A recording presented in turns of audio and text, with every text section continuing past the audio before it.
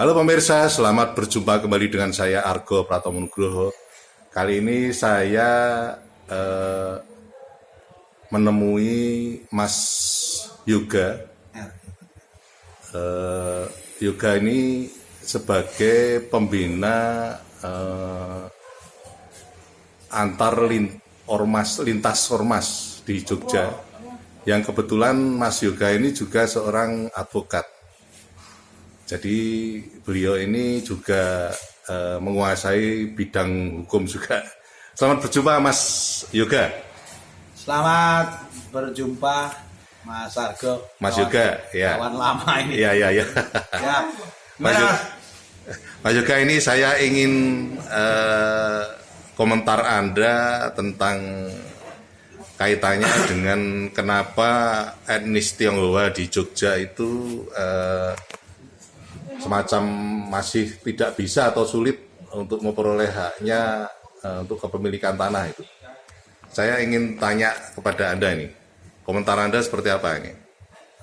Ya, Mas Argo dan semua pemirsa, semua warga khususnya di Yogyakarta. Selamat sore dan selamat berjumpa lagi dengan saya Yoga Trianto Kaisa. Jadi begini Mas Argo ya, menurut saya ini kaitan dengan kenapa warga Tionghoa tidak mendapatkan hak milik di tanah Yogyakarta ini. Sebenarnya kita menoleh ke belakang harusnya, menoleh ke belakang keberadaan dan jas merah. Ini seperti apa? Pasti ada sesuatu hal. Suatu hal yang membuat saudara kita etnis Tionghoa. Artinya etnis Tionghoa ini kan lahir juga di Yogyakarta, besar di Yogyakarta, sampai dengan almarhum pun sampai meninggal di Yogyakarta. Jadi sebenarnya tidak ada perbedaan sebenarnya antara kita dengan Tionghoa. Semua juga pribumi kalau kita bicara. Namun halnya karena aturan perundang-undangan atau dalam aturan Perdais yang di sini bukan opini namun kebijakan dari Sultan Hamengkubuwono almarhum yang ke-9 ini karena dulu ada peristiwa sejarah itu ketika Tionghoa atau yang dikatakan saudara-saudara kita Chinese, etnis Cina gitu etnis Cina. Ini kan ketika tahun di 1950 kalau nggak salah ya, itu kan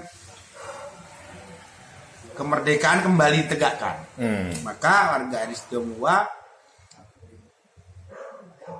eksodus dari Yogyakarta ini karena si Sultan Hamengkubuwono ke-9 di berbaik hati menenangkan warga etnis Tionghoa ini yang berbaik hati lah, menenangkan warga etnis ini akan eksodus dari Jogja yang telah berkhianat. Kenapa kita bilang berkhianat? Karena ketika kita dijajah ini pada tahun 75 ya, ini kan warga etnis Tionghoa justru malah membela atau mengikuti memihak kepada penjajah. Nah ini yang beliau membuat kemarahan beliau, yang di situ didukung juga Sri Pakualam ke-8. Jadi Hamengkubuwono almarhum didukung juga dengan Sri Pakualam ke-8, memberikan instruksi pada waktu instruksi itu di nomor 898 kalau nggak salah, garing 1 garing A 1975, memerintahkan kepada seluruh bupati wali kota untuk tidak memberikan surat hak atas tanah kepada non pribumi atau disebutnya adalah etnis Tionghoa. Padahal etnis Tionghoa juga saudara kita.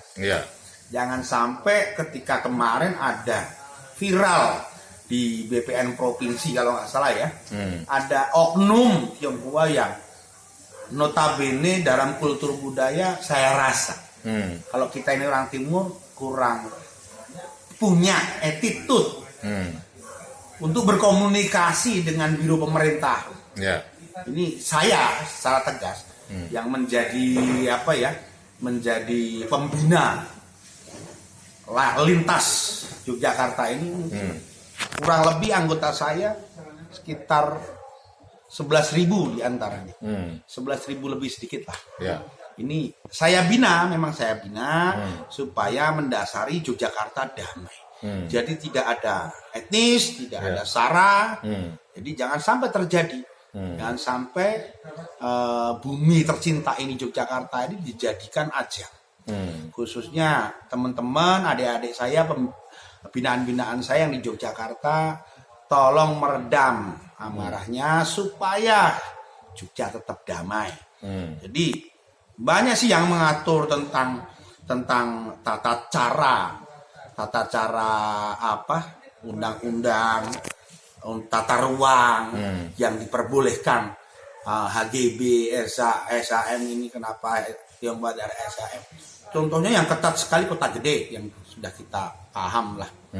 Jadi mari kita mawas diri semua, tidak usah ini dibuat viral ataupun dijadikan pemicu, jadikan marah secara pribadi atau kelompok, khususnya kelompok warga binaan saya pribadi, karena saya pembina antar lintas ormas di sini.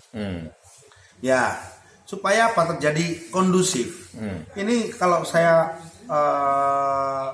lihat juga dari Perdai segala macam. Sebenarnya kebijakan dari pemerintah Yogyakarta sendiri yang perlu kita pahami, kita ini punya undang-undang istimewa yang disahkan ketika 2012.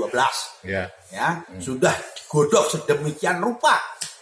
Dan dimotorik oleh Sultan dan Pakualam, Sri Pakualam, beliau-beliau ini ya harusnya ditaati.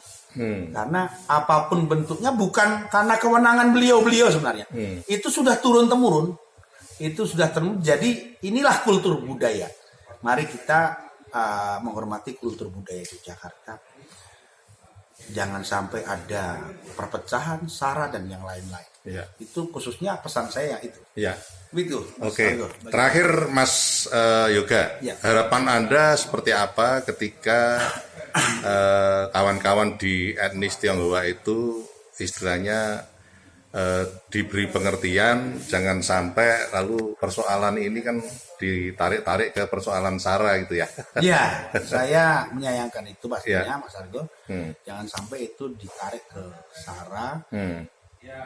Nanti dampak dan imbasnya sangatlah kurang baik karena dasar kita adalah Pancasila, tidak ada etnis, suku, ras, sara. Namun halnya marilah kita hargai kultur budaya atau aturan setiap pemerintah daerah yang sudah ditetapkan.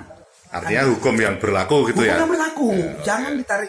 Itu menurut saya yang kemarin sempat viral di BPN hanya oknum saja. Menurut saya hanya oknum Tionghoa saja.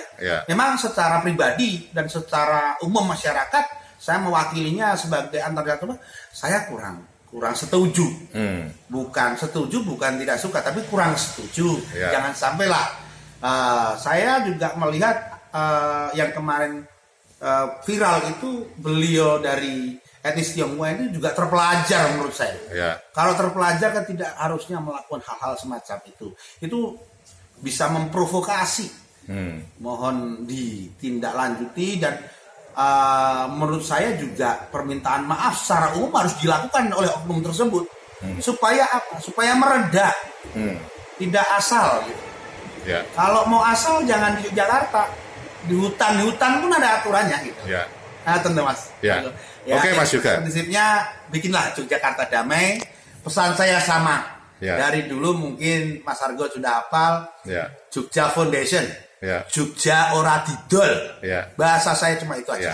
Matur suwun untuk semua pemirsa dan semua rekan-rekan saudara saya di Yogyakarta, entah itu dari mana saja, tidak ada etnis, tidak ada salah. Yogyakarta tetap istimewa. Makasih Mas. Oke, terima kasih Mas Yoga. Nah pemirsa, akhirnya saya Argo Pratomo Nugroho terima kasih atas perhatian Anda. Sampai jumpa.